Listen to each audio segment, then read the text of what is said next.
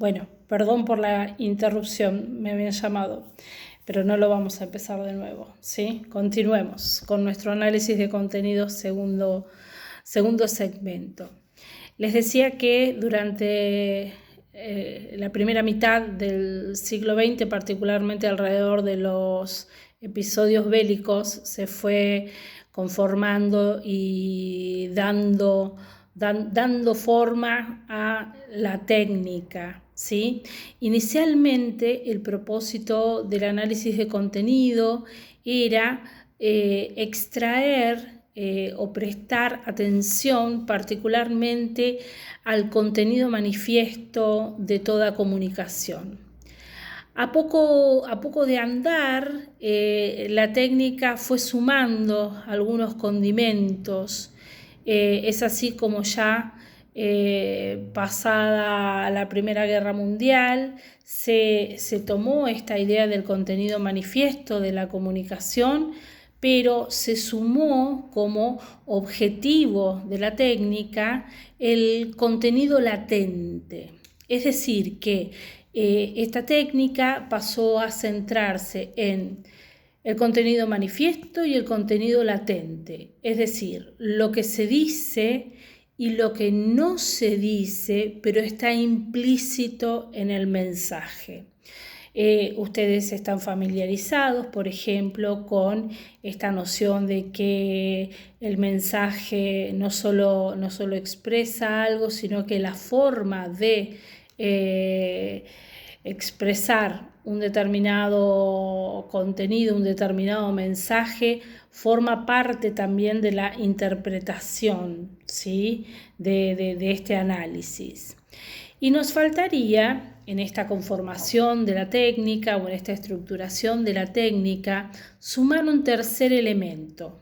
Entonces, dijimos que teníamos el contenido manifiesto, el contenido latente, a lo cual finalmente se le incorpora la noción de tiempo, de espacio, es decir, la contextualización del mensaje en determinado escenario histórico, en determinado escenario político, económico y geográfico, ¿sí? Es decir, que el mensaje va a pasar a ser analizado e interpretado a la luz de la dimensión contextual, lo manifiesto y lo latente. Insisto en esto, ¿sí?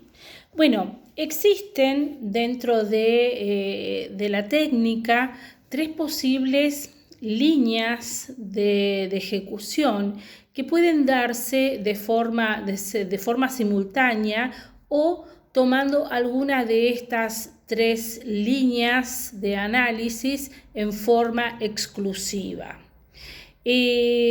Partiendo de un determinado contenido que podría ser, vamos a tomar como ejemplo que también lo tenemos en nuestras comisiones como posible tema de proyecto de investigación. Vamos a tomar, por ejemplo, a los noticieros de la televisión abierta, ¿sí? A los noticieros de la televisión abierta en el horario central, los noticieros de la noche, ¿sí? Entonces, es a partir de la comunicación de los noticieros de distintos canales que podemos trabajar en tres niveles o líneas de investigación. Siempre partiendo del mensaje de estos noticieros, nosotros podríamos tomar o buscar cuáles son las características del emisor de ese mensaje, ¿sí? Esto podría complementarse o no, o ser una línea de investigación en sí misma. En un segundo nivel podríamos hablar del estudio de las características del receptor, es decir, a partir de aquello que transmiten los noticieros de los canales de aire en horario central, tratar de inferir cuáles son las características de los destinatarios del receptor de ese mensaje. Y en tercer lugar podríamos siempre a partir del mismo contenido tratar de inferir las características del contenido en sí mismo, ¿sí? Entonces, ¿cuáles dijimos eran los 3 niveles posibles del análisis de contenido? Las características, la búsqueda de las características del emisor, el quién lo dice, las características del receptor, a quién va dirigido, ¿sí? Y las características del contenido en sí mismo. Claramente, sí, también citamos el caso de la prensa, claramente vamos a visualizar que cada diario tiene una línea editorial con sus propias características y a su vez el relato, la comunicación de cada diario tiene un público en particular. No es lo mismo el lector de Página 12 que el lector de La Nación, que el lector de Clarín, que el lector de Ámbito Financiero. Claramente existen determinadas características del emisor, del receptor y del mensaje en sí mismo, ¿sí? En esta versión que dijimos va a ser predominantemente hipotético-deductiva, vamos a tomar a un autor, a uno de los tantos autores que ha elaborado o diagramado la técnica, ¿sí? Que reúne muchas de las características que se fueron dando a lo largo del tiempo, llamado Cartwright, ¿sí? Yo quisiera compartir con ustedes la definición, ¿sí?, de análisis de contenido de este autor. Cartwright va a decir que el propósito del análisis de contenido es crear datos que resulten objetivos, es decir, que puedan ser contrastados por otros, que impliquen la posibilidad de ser tratados cuantitativamente, que resulten generalizables más allá del contexto específico del material analizado y, por último, que sean significativos para alguna teoría. Es decir, que para llevar adelante esta técnica, para aplicar esta técnica sobre algún tipo de mensaje, según este autor, hay que resolver 4 problemas centrales, que no son previos a la técnica, sino que contribuyen a la marcha de la aplicación del análisis de contenido. Es decir, que durante la ejecución, ¿sí?, durante la aplicación de la técnica, vamos a tener que proceder a resolver estos problemas, ¿sí? Con lo cual, el autor va a hablar del problema de la objetividad, esto se desprende de la definición que acabamos de ver, el problema de la objetividad, el problema de la cuantificación, el de la significación y el de la generalización, ¿sí? La técnica descrita por Cartwright como aquella que deseemos tomar, dado que no existe una única forma de aplicar análisis de contenido sobre un mensaje, ¿sí?, siempre va a poner de manifiesto este problema de la objetividad. Siendo que el análisis de contenido no es una técnica subjetiva, ¿sí?, subjetiva teniendo presente la subjetividad del investigador, subjetiva, sino que debe trascender esta subjetividad, ¿sí?, en aras de la objetividad. Y esta objetividad se logra explicitando la metodología. Volvemos para atrás. Para resolver el problema de la objetividad en el análisis de contenido es necesario explicitar la metodología.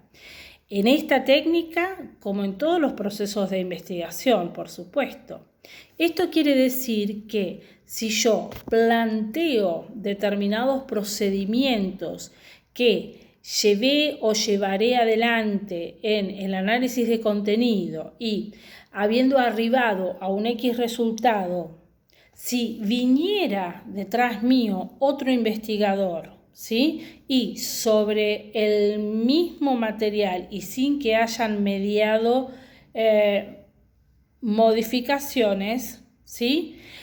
Este segundo investigador claramente debería arribar a los mismos resultados, ¿sí? Es a esto a lo que contribuye justamente la explicitación de la metodología. ¿Y en qué consiste en el caso del análisis de contenido? Puntualmente vamos a tener que hablar de cuál es en nuestro análisis principalmente el mensaje sobre el cual vamos a hacer análisis de contenido. Dijimos que se trataba de los noticieros de los canales de aire en horario central, ¿sí? Bueno, ahí tenemos cuáles son nuestras unidades de análisis, pero también vamos a tener que especificar las unidades de contexto y las unidades de registro y las variables. Es decir, que para que el análisis de contenido resulte objetivo, yo tengo que explicitar cuál es la metodología, cuál es ese tamiz hipotético deductivo a través del cual yo voy a observar el mensaje, ¿sí? La unidad de contexto y las unidades de registro son segmentos de mayor o menor envergadura. Nosotros estamos parados en esta necesidad de darle objetividad al análisis, con lo cual podríamos afirmar también que unidad de contexto y unidad de registro van a variar según cuál es el punto de anclaje del investigador. Es decir, que yo podría modificar o mover mi punto de partida. Pero ¿qué es lo más importante en este momento de la objetividad, de resolver el problema de la objetividad? Expresar, poner sobre la mesa cuáles son estas unidades, ¿sí? Entonces, la unidad de contexto, ¿sí? La unidad de contexto es el marco, ¿sí? Es el marco en el cual está inserto el mensaje, ¿sí? Y yo debo tomar una decisión metodológica, que es decir dónde estoy poniendo mi punto de partida, ¿sí? Mi unidad de contexto podría ser el noticiero, los noticieros en sí mismos. Esa es mi unidad de contexto, ¿sí? Las unidades de registro son segmentos menores que están insertos en la unidad de contexto, siendo nuevamente la unidad de contexto el soporte de las unidades de registro, ¿sí? Volviendo al ejemplo de los noticieros en horario central, dijimos que la unidad de contexto podía ser el noticiero en su totalidad y la unidad de registro podría ser, podríamos plantearnos cada bloque, ¿sí? Cada bloque dentro del noticiero, ¿sí? Toda vez que el noticiero tenga pausas, ¿de acuerdo? Pero bueno, yo podría decir que la unidad de contexto es el noticiero, pero mis unidades de registro van a ser cada segmento, no ya entre pausas, sino cada tema, ¿sí? Dentro de un determinado espacio entre espacio publicitario y espacio publicitario. Ustedes dirán, bueno, pero esto es muy lábil o es variable. Sí, es variable. Lo importante es que ustedes pongan sobre la mesa, expliciten qué están tomando como cada uno de estos tipos de unidad, ¿sí? Luego, también vamos a explicitar cuáles son las variables que vamos a estar midiendo, ¿sí?, en cada uno de estos segmentos o unidades de registro. ¿Cuáles son las variables? Y estas variables quizás van a estar dadas por los temas, ¿sí? Tema: economía, política, COVID, delincuencia, asaltos, salud pública, solidaridad, ¿sí? ¿Cuáles son las variables que yo estoy analizando en el noticiero? ¿Sí? En segundo lugar, vamos a tener que resolver, siguiendo a Cartwright, el problema de la cuantificación, ¿sí? Y para dar respuesta o solución a este problema, vamos a tener que poner de manifiesto cuáles son nuestras unidades de medida. Es decir, cuáles van a ser las categorías de las variables. Si vamos a medir por presencia o ausencia, si vamos a tener en cuenta cuántos temas se tratan por bloque o por segmento dentro del noticiero, cuánto tiempo se le dedica dentro del noticiero en su totalidad a cada tema. Ustedes saben que en este momento esto que les estoy comentando me está invitando a hacer el análisis de contenido realmente, ¿no? ¿Cuánto tiempo dura el noticiero en total, sacando o dejando de lado los espacios publicitarios, ¿sí?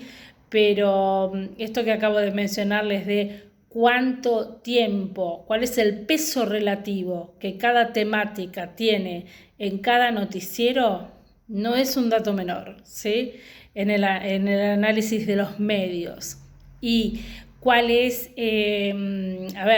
cuál es la importancia o el tratamiento que se le da a cada tema también. Recuerden que estamos buscando lo manifiesto y lo latente, ¿de acuerdo? Buscando características del emisor y del receptor. Bueno, en tercer lugar dijimos que vamos a encontrar como otro de los problemas a resolver sobre la marcha de la aplicación del análisis de contenido, el problema de la significación, ¿sí? El problema de la significatividad. Este autor que estamos tomando de referencia plantea que para que la aplicación de la técnica tenga algún sentido, ¿sí? Y aporte al conocimiento, debe poder resolverse algún problema de orden teórico por ausencia de conocimiento o un problema de orden práctico. Es decir, que la aplicación del análisis de contenido debe contribuir, ¿sí?, a realizar un aporte ya sea a nivel teórico o a nivel práctico. En ausencia de cualquiera de estos aportes, ¿sí?, si no hubiera ningún aporte en ninguna de estas dos dimensiones, según el autor, el análisis de contenido no logra tener una finalidad, ¿sí? No tiene una finalidad en sí misma la técnica, si no se logra ninguna de estas dos cosas o las dos en su conjunto, ¿sí? Y por último, vamos a tener el problema de la generalización, ¿sí? El problema de la generalización, como siempre, nos va a llevar al terreno del muestreo. Ya no hablamos de muestreo de casos, no estamos hablando de cantidad de alumnos, ni de habitantes, ni de instituciones. En este caso, la generalización está asociada al material, ¿sí? Está asociada a ese discurso, a ese mensaje que se está analizando. Es decir, que cada noticiero, cada edición de los noticieros es es un caso en un universo de programas de televisión, en este caso de noticieros. La palabra caso cuando uno habla de muestreo es terrible, terriblemente reiterativa. Bueno, lo cierto es que la muestra que se tome en esta situación, ¿sí?, de análisis de noticieros, de la televisión pública, de horario central, la muestra que se utilice para el análisis de contenido debe ser una muestra representativa. Es decir, que no sería correcto hacer análisis de contenido solo de, no sé, los noticieros del día lunes, ¿sí? Los noticieros del día lunes, imaginemos en una vida sin pandemia, donde gran parte de los noticieros se la lleva ¿quién? Deportes, ¿sí? Aunque no lo puedan creer. Sí, es así. Tampoco sería correcto utilizar los noticieros de determinado momento del año, por ejemplo, no sé, los noticieros de las semanas preelectorales, para a partir de esos materiales generalizar los resultados más allá de esos noticieros que hemos analizado. Es decir, que caemos nuevamente en terreno del muestreo. La muestra debe ser numerosa, debe ser probabilística, donde la diversidad y la heterogeneidad tengan su espacio, pero esta vez en términos de técnicas de muestreo. Es decir, que deberíamos contar con un marco muestral de noticieros de los distintos canales de aire para, por alguna técnica probabilística, seleccionar aquellos casos de noticieros que van a formar parte del análisis. Esta sería entonces la versión de corte más bien hipotético-deductiva de la técnica en cuestión, pero tengamos presente que también es posible realizar análisis de contenido bajo la modalidad inductiva, donde gran parte de las recomendaciones que acabo de hacer no son el inicio sino el fin.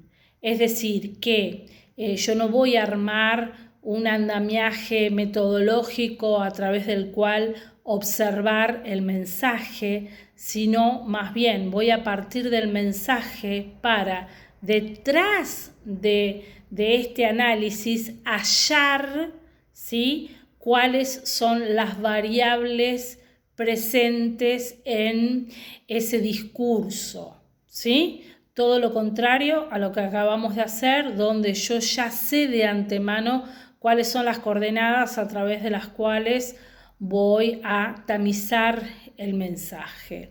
Bueno, creo que esto es todo por ahora. Esta es una técnica particularmente importante para los que están trabajando con los noticieros, pero también tengan presente no incurrir en un error frecuente, que es tratar de aplicar análisis de contenido a otra técnica como puede ser la observación o la entrevista. Para otras técnicas vamos a tener la oportunidad de ver modalidades de análisis propias de esas técnicas. Tiene que quedarnos en claro que el análisis de contenido es una técnica en sí misma para el estudio de la comunicación social. Bueno, nos vemos en el próximo enlace, creo que ya con la investigación-acción. Saludos a todos.